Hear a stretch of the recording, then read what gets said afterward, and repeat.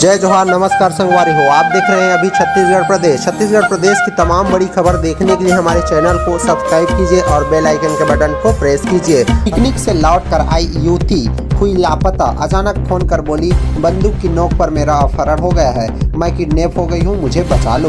कोरबा के कुसमुंडा में रहने वाली 19 वर्षीय युवती प्रियंका सोनवानी के लापता होने के मामले में नया मोड़ आ सकता है। दरअसल उसके फोन करके अपनी किडनैपिंग की बात परिवार वालों को बताई है, जिसके बाद से परिजनों का चिंता के मारे बुरा हाल हो गया है।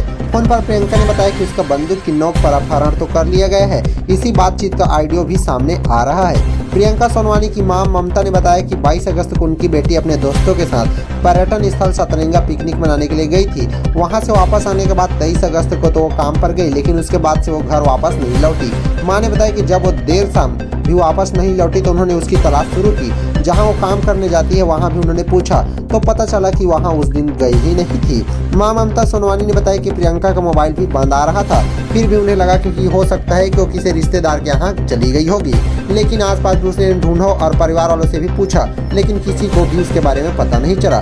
इसके बाद 24 अगस्त को उन्होंने कुसमुंडा थाने में गुमशुदगी की शिकायत दर्ज कराई थी। इधर पुलिस ने भी युवती को तलाश करना शुरू कर दिया, लेकिन इसी बीच 30 अगस्त को दोपहर में प्रियंका की मौसी नेहा के नंबर पर एक कॉल आया। उन्होंने फोन उठाया तो प्रियंका ने रोते हुए कहा कि मुझे कुछ लोगों ने अगवा कर लिया है, उनके पास बंदूकें भी हैं और मैं बहुत दूर हूँ, मुझे बचा लो मौसी। इसके बाद फोन कट गया। इसका ऑडियो मौसी नेहा ने रिकॉर्ड करके रखा है। उन्होंने तुरंत इसकी सूचना पुलिस को भी दी है। मौसी ने बताया कि फोन कटने के बाद जब उन्होंने उसी नंबर पर कॉल किया तो फिर वो स्विच ऑफ बताने लगा। इस मामले में कुसमुंडा थाना प्रभारी नवीन देवांगा ने बताया कि पीड़ित परिवार ने युवती के लापता होने की सूचना पुलिस को दी है।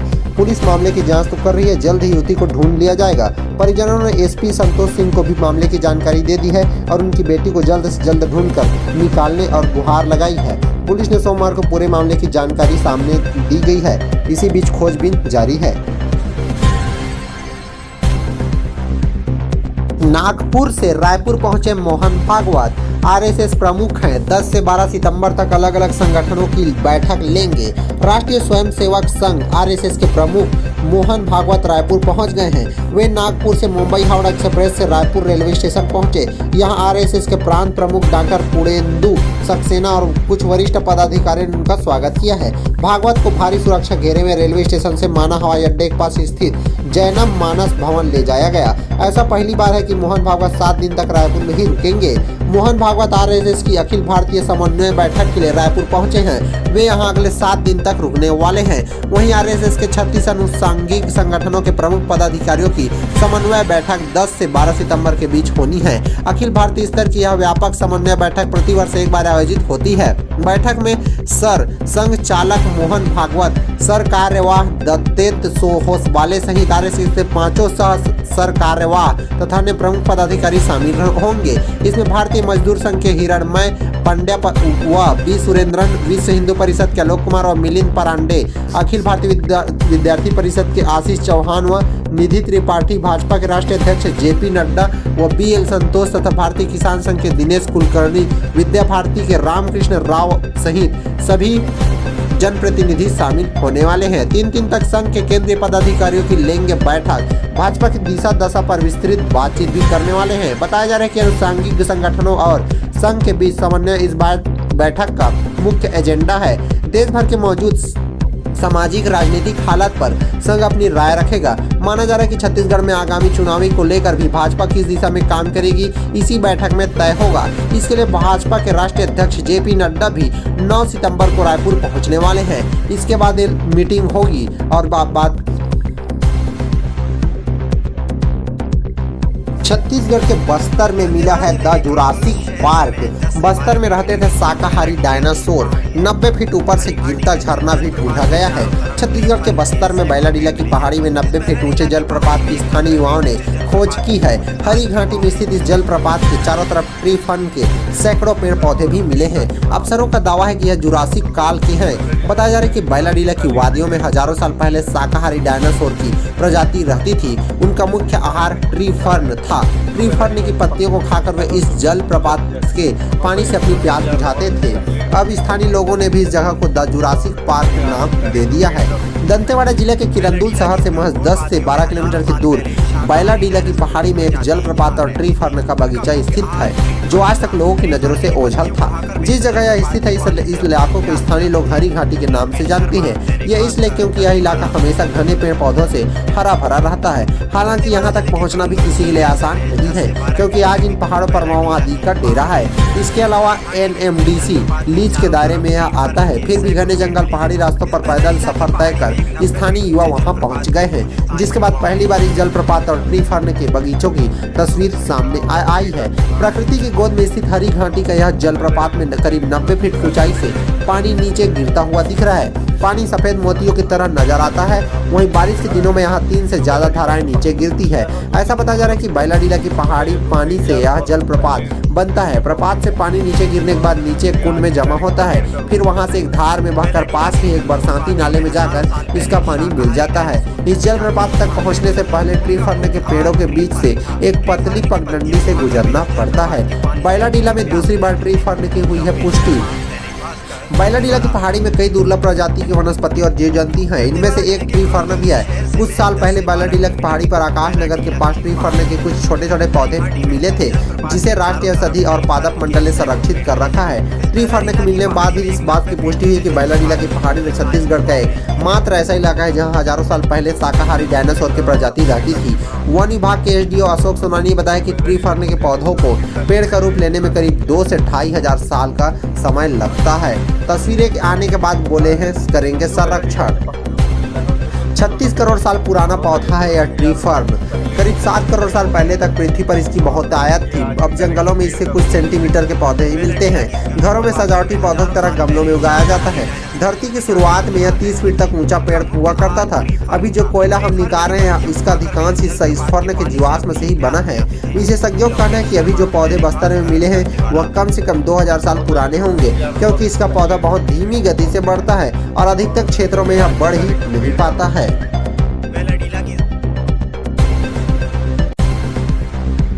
छत्तीसगढ़ के गांधी से मिलेंगे राहुल गांधी। 1026 किलोमीटर की पैदल यात्रा कर दिल्ली पहुंचे, फिर भी नहीं मिल सके।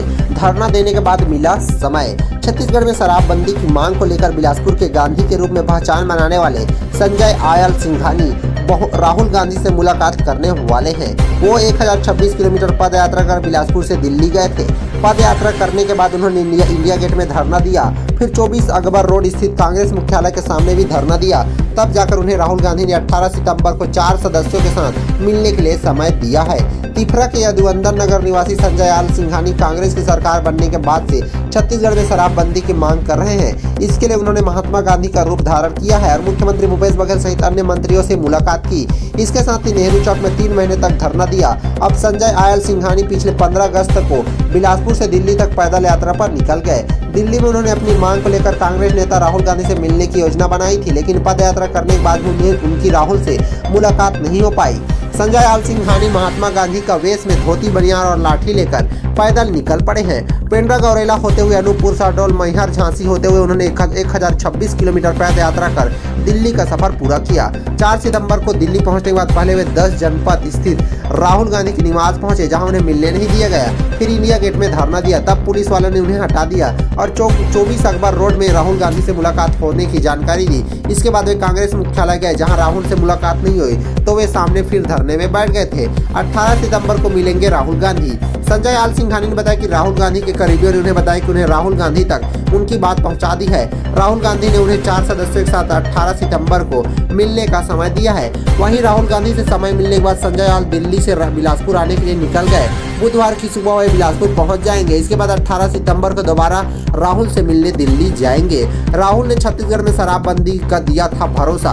संजय आल सिंघानी ने बताया कि वे खुद कांग्रेस के कार्यकर्ता हैं और विधानसभा चुनाव के दौरान जब राहुल गांधी छत्तीसगढ़ आए थे तब उन्होंने प्रदेश में शराबबंदी की बात कही थी और राज्य की जनता को शराबबंदी कराने का भरोसा दिलाया था। यही वजह है कि राहुल गांधी से मिलकर उनका वादा यह याद दिलाना चाहते हैं। राहुल से मुलाकात होने पर वे प्रदेश में शराबबंदी करने की मांग करने वाले हैं।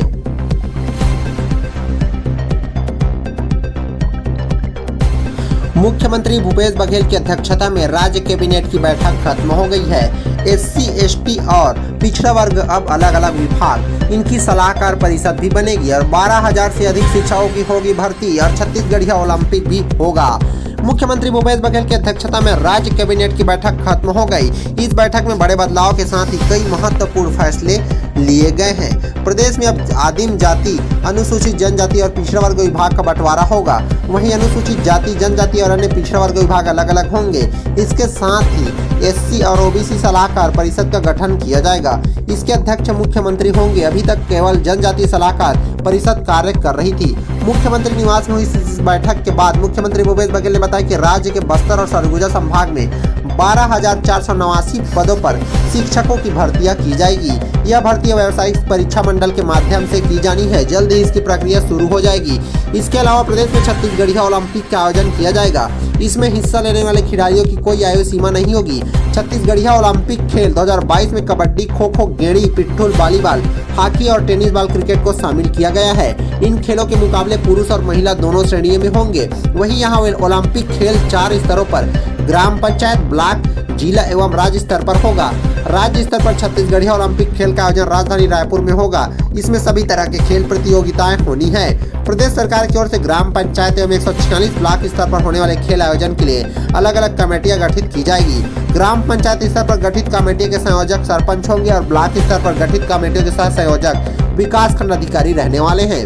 खेलों में हिस्सा लेने वाले खिलाड़ियों के भोजन, आवागमन एवं अन्य सुविधाओं के लिए ग्राम पंचायत और विकास खंडों के लिए बजट उपलब्ध कराया जाएगा। छत्तीसगढ़ राज्य में अनुसूचित जनजाति से संबंधित विषयों पर सरकार को सलाह देने के लिए छत्तीसगढ़ अनुसूचित जनजाति सलाहकार परिषद पहले से ही काम कर रही है। इसी तर्ज पर छत्तीसगढ़ में अन्य पिछड़ा वर्ग सलाहकार परिषद और अनुसूचित जाति सलाहकार परिषद का गठन होगा। इन परिषद में वर्ग विशेष की समस्या आवश्यकता पर विचार किया जाएगा। वहीं विशेष वर्ग के कल्याण संबंधी निर्णय लिए जाएंगे। छत्तीसगढ़ के मुख्यमंत्री इसके अध्यक्ष होंगे तथा विभाग के भार साधक मंत्री उपाध्यक्ष होंगे। वहीं ओबीसी परिषद में कुल 40 सदस्य होंगे, जिसमें राज्य विधानसभा में अन्य पिछड़ा वर्ग के निर्वाचित कम से कम 10 विधायक होने वाले हैं। वहीं शेष सदस्य राज्य सरकार मनोनीत करेगी। अनुसूचित जाति परिषद में कुल 20 सदस्य होंगे। इनमें से अनुसूचित जाति वर्ग के कम से कम 5 विधायक शामिल होंगे। शेष सदस्यों की नियुक्ति राज्य सरकार करने वाली है। एससी, एसटी, ओबीसी के अलग अलग विभाग, अनुसूचित क्षेत्र के कर्मचारियों का ट्रांसफर संभाग के बाहर नहीं होगा। राज्य सरकार की ओर से अनुसूचित जनजाति क्षेत्र बस्तर और सरगुजा संभाग के जिलों सहित बिलासपुर संभाग के कोरबा व गौरेला पेंड्रा बरवाही में तृतीय व चतुर्थ श्रेणी के जिला स्तरीय व संभाग स्तरीय पदों पर नियुक्ति, व्यक्तियों का स्थानांतरण, प्रतिनियुक्ति, संविलियन और संलग्नीकरण जिले और संभाग के बाहर नहीं किया जाएगा। किसानों को बिना ब्याज के 3 लाख तक लोन मिलेगा। वहीं किसानों के सहकारी ऋणों पर ब्याज अनुदान नियम 2021 में संशोधन प्रारूप का अनुमोदन किया गया, जिसके अनुसार उद्यानिकी कार्यों, मत्स्य पालन और गोपालन के लिए लघु एवं सीमांत किसानों को 3 लाख रुपए तक का आपातकालीन लोन बिना ब्याज के मिलेगा। अभी तक 1 लाख तक के लोन पर 1% और 3 लाख तक के कर्ज पर 3% ब्याज लगता था। मुख्यमंत्री भूपेश बघेल ने कहा, इससे किसानों को बड़ी राहत मिलने वाली है। कृषि विभाग के लिए भी नया भवन बनेगा। वहीं लघु विद्युत परियोजना को मिलेगा प्रोत्साहन। कृषि पंपों के लिए खेतों में भी बनेगी बिजली और ग्रिड ट्रांसमिशन लाइन के नीचे भी बिजली बनने वाली है। पीडब्ल्यूडी में सहायक मानचित्रकार चयन में शिथिलता।